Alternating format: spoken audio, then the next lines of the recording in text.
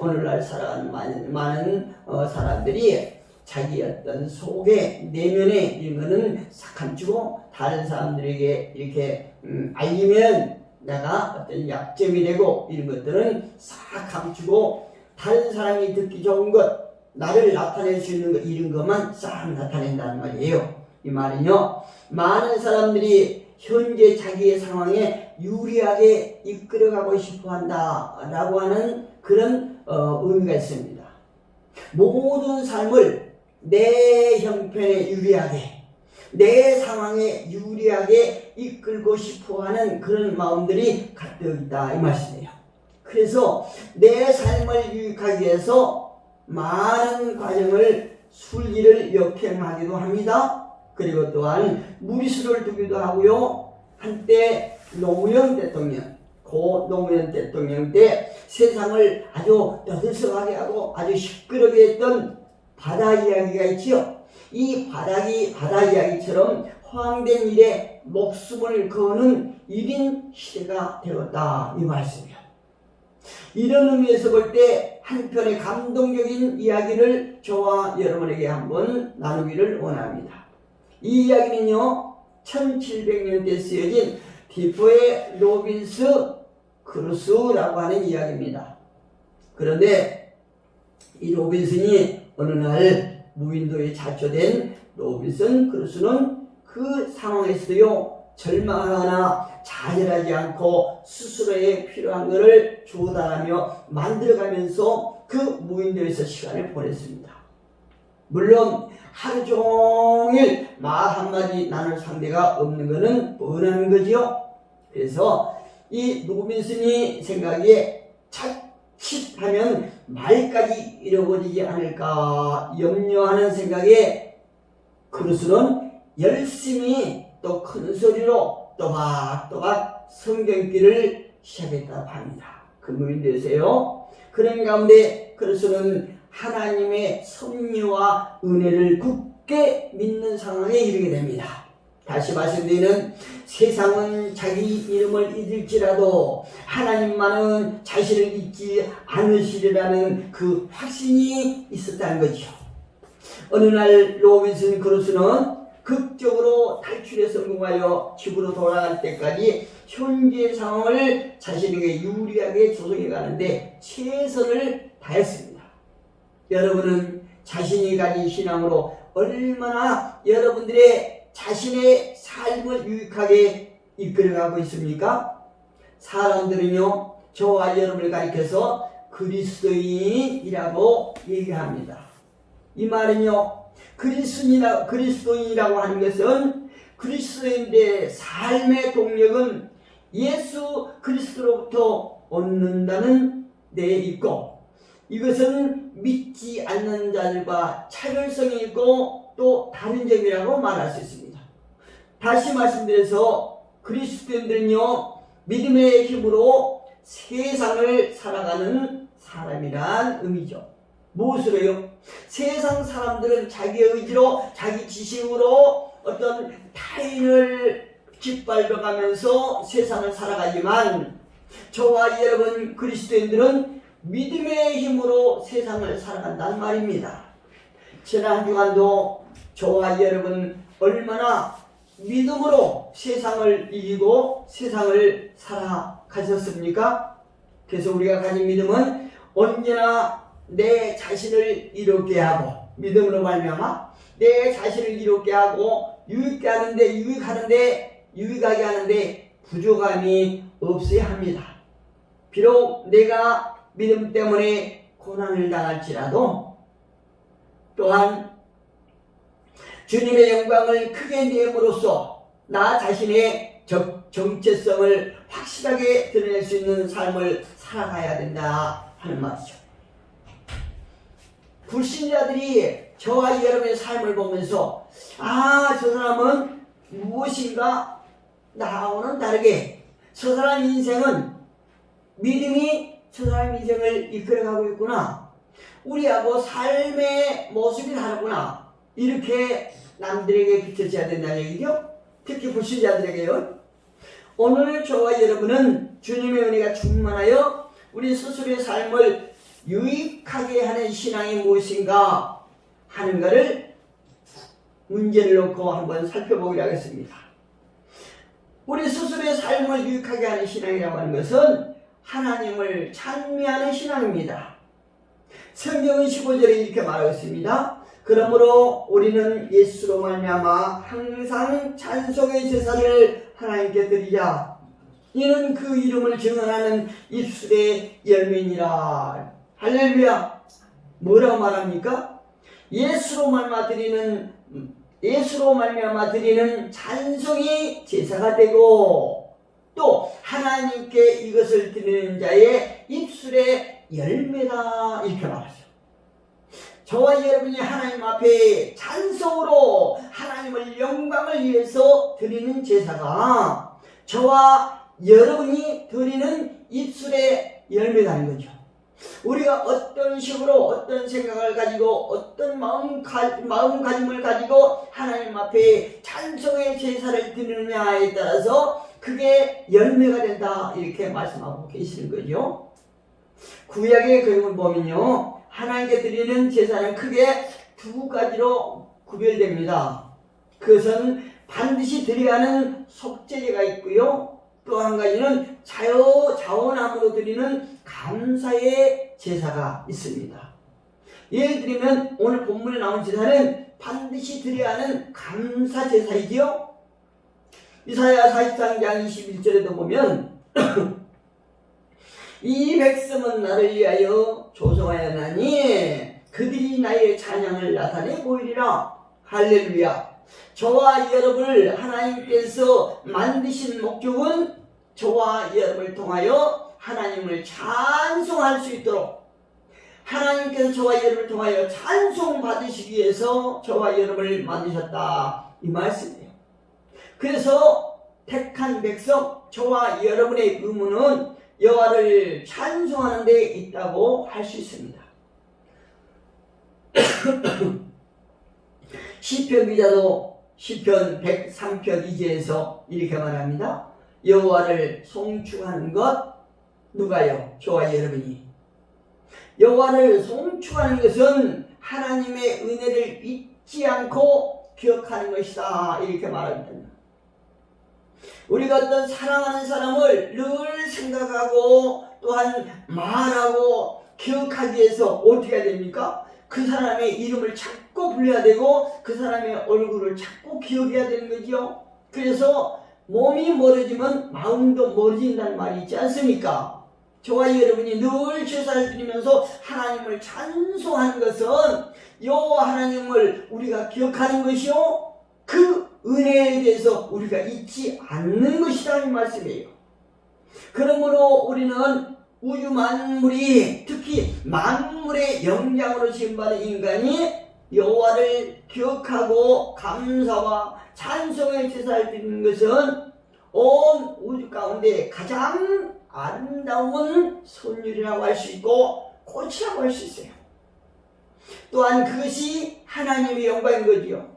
그래서 우리는 하나님 앞에 늘 찬송하고 찬송으로 제사를 드릴 때 하나님은 그 아름다운 제사, 아름다운 가락, 아름다운 꽃으로 하나님은 받으시고 영광케 하신다 이 말씀이에요. 사람은요, 사람으로 태어났기 때문에 사람이 아니에요. 자신의 본분을 다할 때 사람이 되는 것입니다. 부모는 부모의 본분을 다할 때 부모가 되는 것이잖아요. 그리고 또한 자녀는 자녀의 도리를 다할 때 존엄한 인간의 자리를 앉게 되는 것입니다. 하나님께서는요, 이 시간에도 하나님의 역할을 하시기 위하여 주무시지도 않고 졸지도 않으시고 또한 계속해서 역사를 만들어가고 계신 줄 믿으시기 바랍니다. 그러므로 우리 역시 우리의 의무를 다할 때 내 자신, 내 삶이 유익하게 되는 것입니다. 풍성하게 되는 것입니다. 윤택하게 되는 것입니다. 우리가 하나님 앞에 의무를 다하여 우리의 삶이 유익함으로 늘 수가 되기를 주님의 이름으로 축복합니다. 여러분, 꼴찌에서 교수가 된 나의 인생이라고 하는 책 보셨어요? 꼴찌에서 교수가 된 나의 인생이라고 하는 책으로 유명인이 된 상기대학교 류종원 교수는 자신의 책에서 이렇게 말합니다. 그의 책에서 7가지 성공의 원리를 말하는데요. 그 7가지 성공의 원리 중에 2번째 원리로 복음적인 공부 방법을 제시합니다. 어떤 방법이요?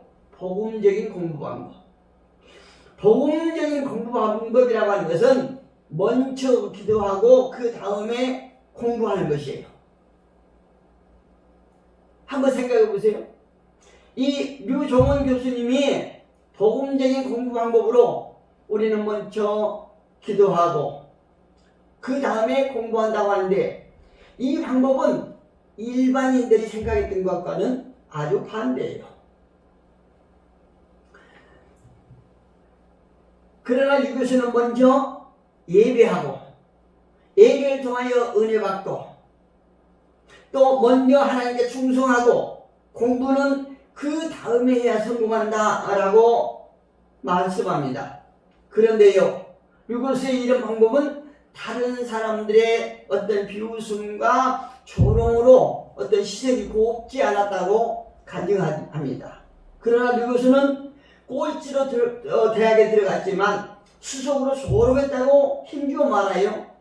그리고 지방대학을 졸업했지만 서울대학 대학원에 입학했고 독일 유학을 갔습니다. 그리고 경쟁률이 아주 치열한 국가기관 연구원이 되었습니다. 그리고 대학 교수가 되었잖아요. 그야말로 신앙으로 자신의 삶을 유익하게 만든 케이스라고 할 수 있습니다. 하나님은요, 당신의 말씀과 당신의 삶의 원칙과 또 당신의 계명에 순종하는 사람의 삶을 반드시 책임지시는 분이 하나님이십니다. 저와 여러분은 우리의 삶의 원칙에 하나님의 말씀이셔야 되고 또한 하나님의 계명이 있어야 되고, 그 말씀과 계명을 순종할 때 우리의 삶을 하나님은 책임져 주신다고 이 류 교수 말씀에 우리는 짐작하고 또한 성경이 그렇게 가르치고 있습니다. 하나님을 믿다가 손해본 사람 없잖아요. 혹시 우리가 하나님을 믿다가 처음에는 잠깐 손해를 보는 것 같고 고난을 당한 것 같은데요, 끝내는 풍랑 가운데 건지시는 주님 앞에 승자로 우뚝 선 사람을 우리는 주변에서 많이 보게 됩니다. 그렇다면 어떻게 해야 이렇게 신앙으로 우리의 삶을 유익하게 우리는 할 수 있을까요? 12장 15절에 보니까 이런 말씀이 있습니다. 12장 15절에 보니까 너희 하나님의 은혜에 이르지 못하는 자가 없도록 하고 또 쓴 뿌리가 나서 괴롭게 하여 많은 사람이 이로 말미암아 더럽게 되지 않게 하며, 이렇게 말해요. 할렐루야. 우리가 신앙으로 우리 각자의 삶을 유익하게 하기 위해서는 우리 안에 있는 쓴뿌리를 뽑아내야 된다고 얘기합니다. 쓴뿌리. 이 쓴뿌리는요, 마귀는 성도들이 예배하는 성도를 유혹합니다. 그 성도를, 예배하는 성도를 쓰러뜨리기 위해서 끈질기게 역사합니다. 그리고 마귀는 심령 깊은 곳까지 파고 들어갑니다. 그리고 그 깊은 곳에 박혀있는 쓴뿌리를 가지고 이용하는 거죠. 하나님 앞에 예배하지 못하게 합니다. 하나님을 찬송하지 못하게 합니다. 세상 것으로 유혹합니다. 무엇으로요? 우리 속에 있는 쓴뿌리를 이용해서 쓴뿌리를 가지고 그들이 역사하는 거죠. 이 쓴뿌리는 자신을 괴롭게 할 뿐만 아니라 주변의 사람들까지도 어지럽게 한다고 얘기를 하죠. 다시 한번 읽어볼까요? 너희는 하나님의 은혜에 이르지 못한 자가 없도록 하고 또 쓴뿌리가 나서 괴롭게 하여 많은 사람이 이로 말미암아 더럽게 되지 않게 하라, 이렇게 말씀하고 있지 않습니까? 내 속에 쓴뿌리로 말미암아 내 삶은 말할 것도 없지만 나와 관계하는 다른 사람까지도 더럽게 받는다는 거죠. 무엇이요? 내 쓴뿌리가. 이 쓴뿌리가 자신에게 있다는 것을 자신도 몰라요. 이게 문제이죠. 자기도 모르는 사이에 어떤 사건을 만나면 내 속에 있는 쓴뿌리가 그냥 튀어나옵니다. 어떻게 해요? 표정으로, 언어로, 행동으로 튀어나오는 거죠. 이 쓴뿌리가 회복을 하지 못한 괴로울 수도 있고, 또 쓴뿌리는 치유받지 못한 마음의 상처일 수도 있고, 또 자신이 남들에게 인정받지 못하여 생긴 억울함일 수도 있습니다. 이 쓴뿌리에서 나오는 열매는요, 절대 먹어서는 안 될 썩은 열매이고 독이 가득한 열매인 것입니다. 그래서 이 쓴뿌리를 담아줘서는 안 된다고 성경은 경고하고 있지요. 이와 같은 쓴뿌리를 담아두었다가는 자신을 삼키는 무서운 독이 돼서 돌아올 것이기 때문에 마음에서 잘라버리라 이렇게 말씀하고 있어요. 어떻게 잘라내야 됩니까? 내 마음에서 쓴뿌리가 올라올 때 단호하게 명령해야 돼요. 어떻게? 예수의 이름으로. 예수의 이름으로 그 쓴뿌리가 나올 때 단호하게 명령해야 돼요. 너는 나를 괴롭게 할 수 없어 하고 예수의 이름으로 명령해야 됩니다. 그리고 그 쓴물이 올라올 때 성령님의 도우심으로 억제해야 돼요. 다스려야 돼요. 그 쓴뿌리의 물을 예수의 이름으로 명령하고 성령의 도우심으로 그걸 다스려야 된단 말이에요. 어떻게 해요? 예수의 마음으로 다스려야 됩니다. 어떤 이들은 상처로 인한 쓴뿌리는 시간이 지나면 그게 소멸된다 이렇게 말하고 있는데요. 정말 그럴까요? 그렇지 않아요. 천만의 말씀이에요. 어떤 얘기가 있냐면 수천 년 전에 씨앗에서 싹이 난 것처럼 내 속에 있는 쓴뿌리는 언제든지 마음의 벽을 치고 올라와서 끔찍한 열매를 맺게 한다는 사실을 우리가 분명히 기억하셔야 됩니다. 그때 우리는 단호하게 예수 이름으로 명령하십시오. 그래야 신앙으로 나의 삶을 유익하고 이롭게 할 수 있습니다.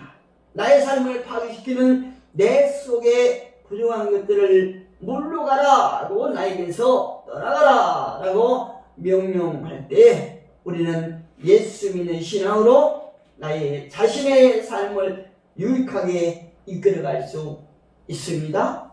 저와 여러분은 예수 이름으로 성령의 도우심으로 반드시 내 속에 있는 쓴뿌리를 제거하고 하나님을 내 마음으로 찬양하고 제사할 때 우리가 하나님께서 잡수실 만한 또한 우리 삶에 유익이 되는 열매를 맺을 줄 믿습니다. 승리하기를 바랍니다.